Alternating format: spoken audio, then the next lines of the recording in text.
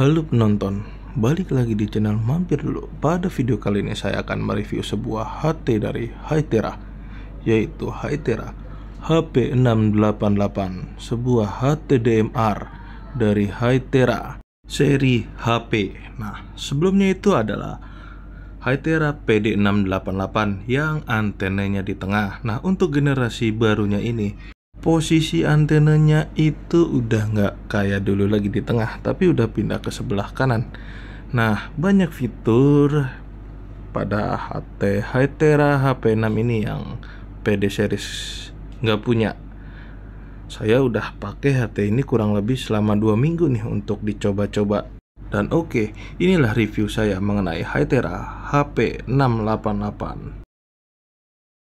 Ngomongin soal desain, Hytera HP688 ini, kalau kita lihat, mirip banget kayak Hytera PNC380. Dari bentuknya yang kecil dan bodi yang ringan, enak banget untuk digenggam. Kayaknya kalau dari jauh ya, si Hytera HP688 ini dipakai antena yang pendek aja itu kelihatannya kayak PNC380 persis. Berbeda dengan HP568, HP688 ini punya keypad yang bisa digunakan untuk setting manual. Nanti ada di belakang untuk cara setting manualnya.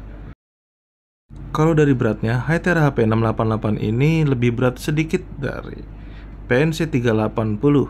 Cocok nih buat yang suka pakai HT ditaruh di pundak ya kan, nggak bikin berat. Hytera HP688 karena beratnya hampir sama kayak Hytera PNC380. Lanjut ngomongin spek. Nah, HT ini tuh ada band di VHF, UHF. Untuk VHF-nya di 136 sampai 174 dan UHF-nya ada di 400 sampai 527 MHz. Dan powernya sendiri untuk yang VHF 5 watt dan UHF 4 watt. Sayang sekali untuk UHF 350 MHz HT ini itu nggak ada. Untuk kalian yang pakai HT di frekuensi UHF 350, HT ini nggak masuk untuk kalian. Dan untuk ukuran baterainya cuman 2000 mAh aja. Ya, saya cobain untuk standby sih 20 jam sih masih oke ya, baterainya udah tiris. Dan kalau dipakai untuk cuap-cuap ngobrol yang agak intens itu sekitar 8 jam itu masih ada sisa. Kategori HT ini sudah masuk DMR tier 3, sudah support untuk tracking, dan untuk Hytera XPT-nya sudah support untuk Hytera XPT multi-site. Nah, kalau untuk tombol-tombolnya itu ya sama ya, ada set key 3 yang bisa kita setting dan ada tombol PTT yang warna oranye. Di situ mirip kayak Hytera PNC380 tombolnya. Dan HT ini pun dilengkapi dengan GPS dan Bluetooth. Yang GPS-nya itu bisa kita gunakan untuk dispatcher, dan Bluetooth-nya itu bisa kita koneksikan ke intercom helm atau ke headset Bluetooth, dan bisa juga dipakai untuk program atau nyeting HT Hytera HP688 ini. Untuk pengoperasiannya gampang. Kalau kita mau ganti channel, kita tinggal pencet, lalu kita putar potensionya. Dan kalau untuk nyeting volumenya itu kita nggak usah tekan. Nah, itu dia untuk ngegedein atau ngecilin volumenya. Oke, lanjut kita tes untuk suaranya Hytera HP688 ini. Testing 1 2 3, testing 1 2 3.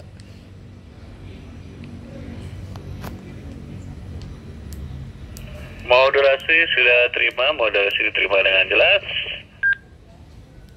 Oke, lanjut.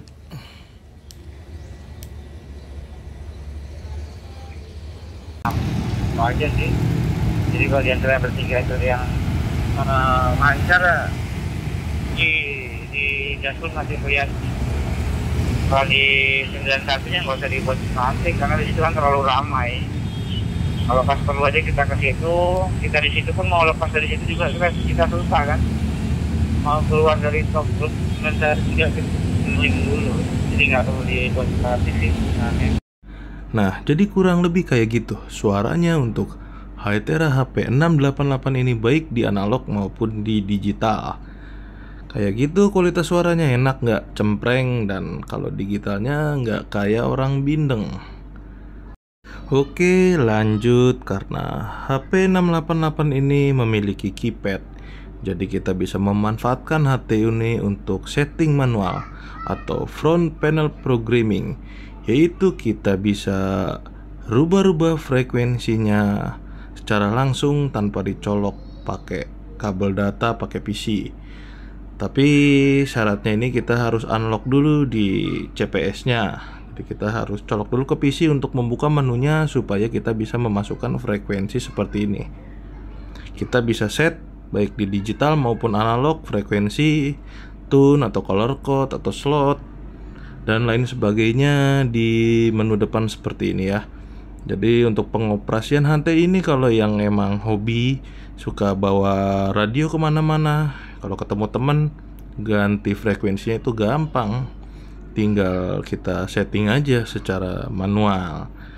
Dan selain bisa di setting secara manual karena terbatas ya untuk programmingnya itu, nah kita juga bisa menggunakan Bluetooth untuk nyeting Hytera HP 688 ini.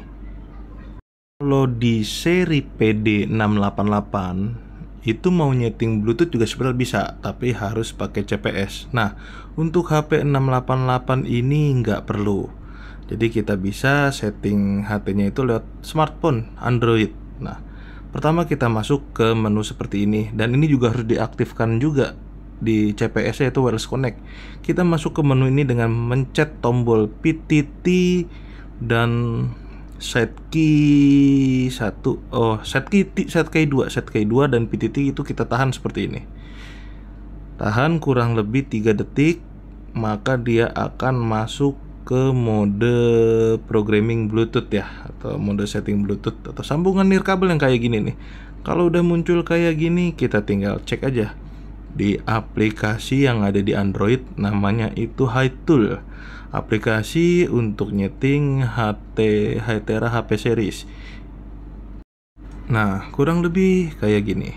Kalau kita udah masuk ya kan ke mode settingan yang Bluetooth itu, kita tinggal baca aja atau kita read HT-nya, nanti akan kebaca